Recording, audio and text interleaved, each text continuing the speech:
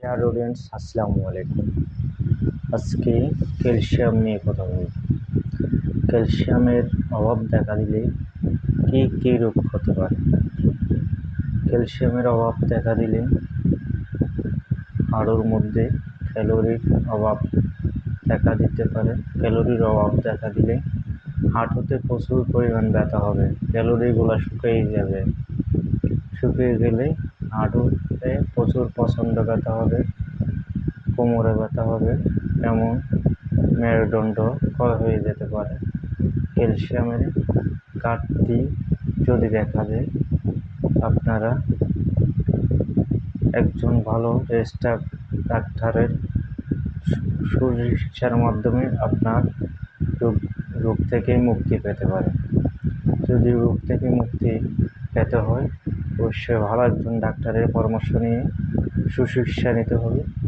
সুচিকিৎসার মাধ্যমে আপনার সকল প্রকার বাত ব্যথা, আপনার হাঁটু ব্যথা, কোমরে ব্যথা, সব রকম ব্যথা ইনশাল্লাহ মুক্তি পাবেন।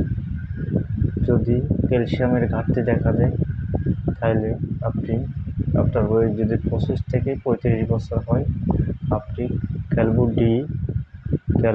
ডি খেতে পারেন, সকালে একটা বিকালে একটা। আর যদি আপনার বয়স 35 থেকে তার ঊর্ধ্বে হয়, কোরালভের ডিএস সকালে একটা বিকালে একটা খেতে হবে। পাশাপাশি আপনি গ্যাস্ট্রিকের ওষুধ খেতে পারেন, যেমন সাইক্লো আছে।